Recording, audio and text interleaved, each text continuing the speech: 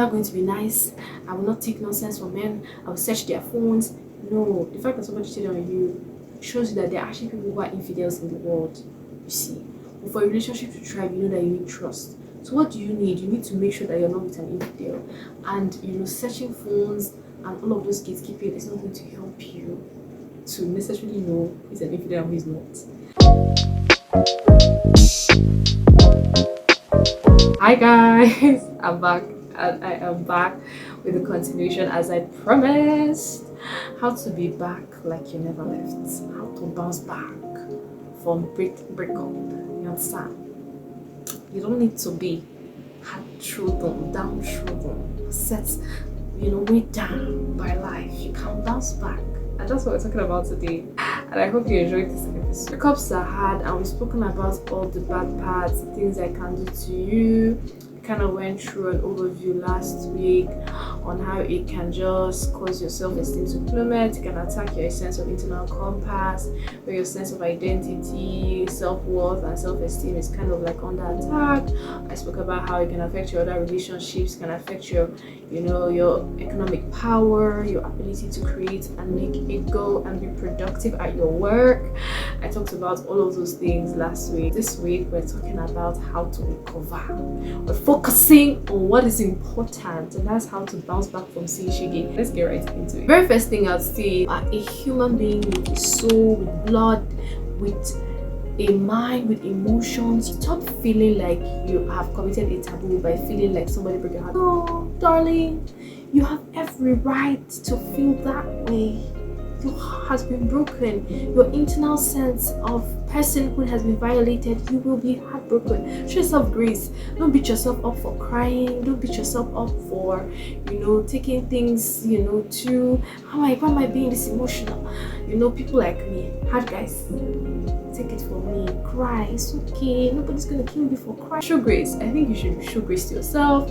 Show grace for every emotion that you feel. Show grace for every time you feel like maybe you made a mistake. You shouldn't have let this person do this to you. You should have let this person in. Show grace. Forgive yourself. When I talk to people about forgiveness, when I coach people about forgiveness, one of the very first things I say to them is that you have to write that down, that you have to forgive yourself.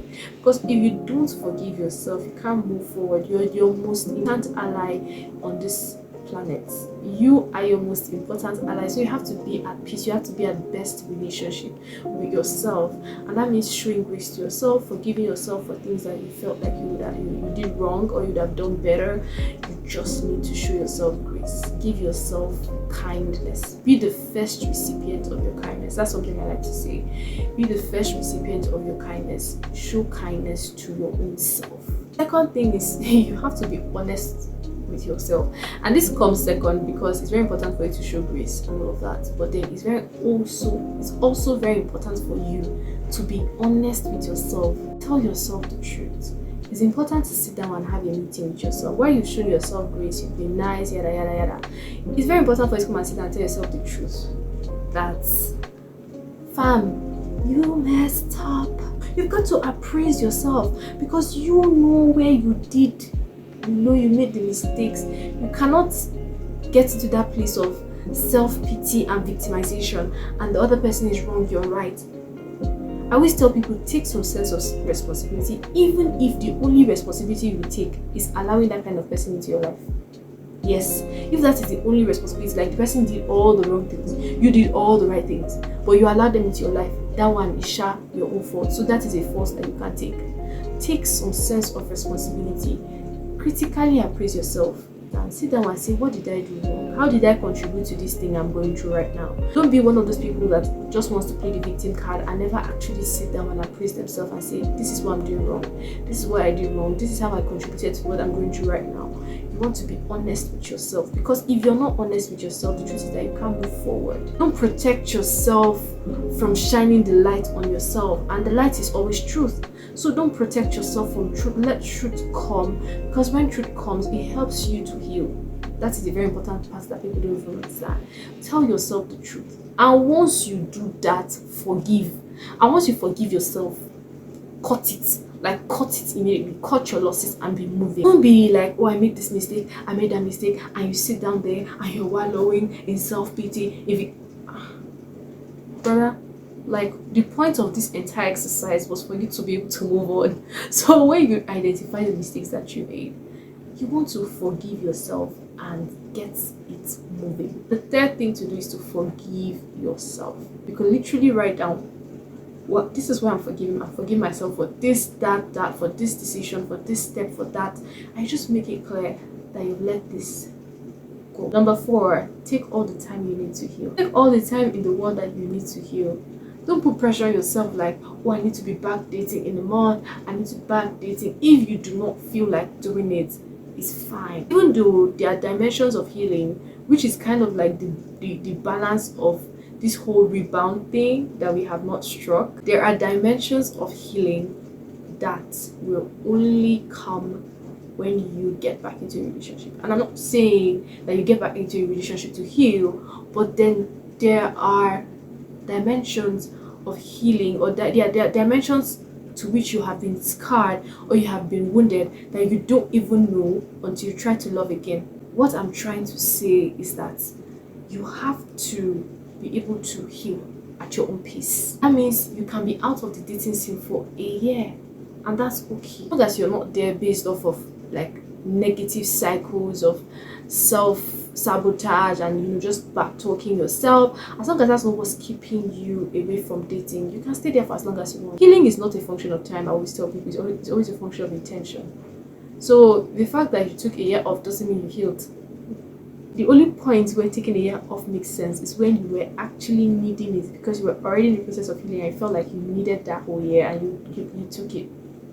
Then that makes sense.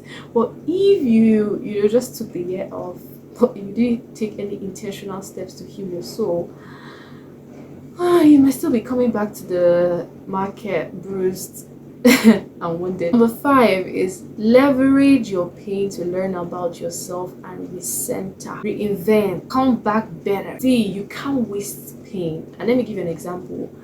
I'm a doctor, yeah, and when women give birth, they always tell them to push within their contractions. That is, and in the way they say it, the midwives in Nigeria would kind of say, they would say, don't waste the pain. Don't waste the pain.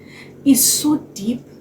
I mean, when you put it in the context of so many things, especially in this heartbreak conversation, it is deep. I have seen that pain can become what makes people the most powerful version of themselves, and pain can also become what destroys people. You can decide that, see, this pain, I'm not going to waste it. I'm going to put the pressure on myself to find out who I really am. What is making this thing hurt me so much? Is there an unhealed insecurity? Is there trauma from my childhood? Who am I that I don't really know? What do I have the capacity to do that I don't really know yet? You just keep going down, down, down, digging.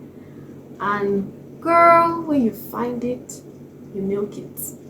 You see, you milk it. Leverage your pain. See it as an opportunity that life is presenting you with to grow, to metamorphosize, to become, to actually enter into new dimensions of yourself that you didn't feel was, attainable, reachable, possible.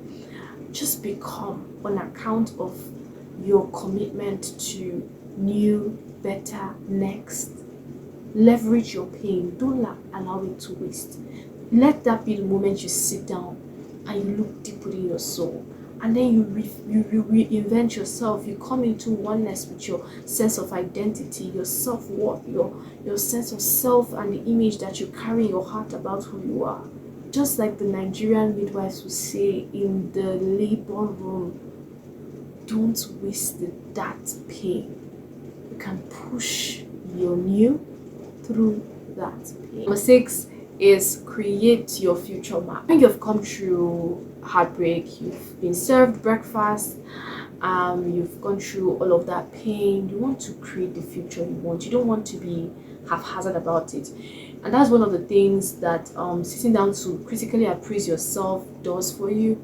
It kind of helps you, show you your own gaps, your own flaws, your own weaknesses, what you can do, what you can change about yourself. A lot of times when you experience what you don't want, nothing tells you what you want more like what you do.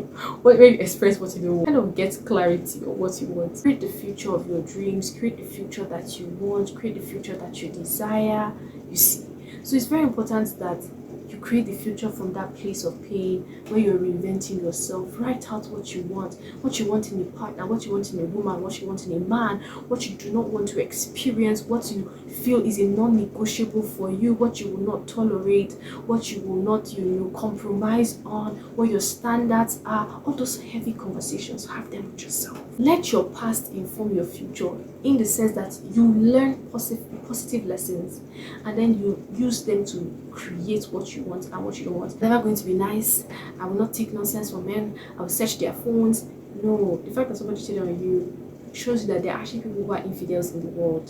You see, but for a relationship to thrive, you know that you need trust. So what do you need? You need to make sure that you're not with an infidel. And searching phones and all of those gatekeeping is not going to help you to necessarily know he's an infidel and he's not. So you have to ensure that your strategy is not defending your insecurity, but rather is defending the kind of future you want to create. So when you are now saying what you want, you're writing down your negotiables, writing down your strategies, let it not be protecting your trauma and gatekeeping your wounds. Let it actually be something that secures your future, puts a boundary around things that you value most, and gives you the healthiest pathway to achieving them. Which leads me to my next point. Get help if you need to. This kind of things I'm saying to do sometimes cannot be done alone. You need a coach, you need a therapist, you need somebody to sit with you and help you do that. So a coach actually is great because a coach walks with you through this journey. A coach is not just there when you're single, a coach is there when your heart's broken, your coach is there when you're in a relationship, a coach is there when you now move to your next stages, you see. So if you need help, get help. See, the thing where they pay you, now you know where they pay you. So you cannot now be saying, getting a help, getting somebody, talking to somebody is not too much for just heartbreak. Heartbreak we don't turn you to person who they go work. You are in so much pain, you cannot do your normal work, and you feel like it's too much for you to get help. Get help now. If you need help, get help. So don't be too African about it. If you need therapy, get therapy. Get help. Some of these things, and making sense of your heartbreak in a way that really empowers you for the next. You cannot do it alone. You need to actually talk to somebody. Get a coach, get somebody to help you. Don't just try to do it by yourself. Don't think you can walk through it all by yourself or all alone. If you need help, get help. The last point, which is number 7, is don't self-destruct. Don't self-destruct. Don't self-sabotage. Which is something I said in my last episode. The tendency to self-destruct, self-sabotage when you've been in a heartbreak is high. So don't jump into self-destruction. Even in pain, maintain your steez. Don't go and start doing things, violating your values, dumping your standards just because somebody broke your heart.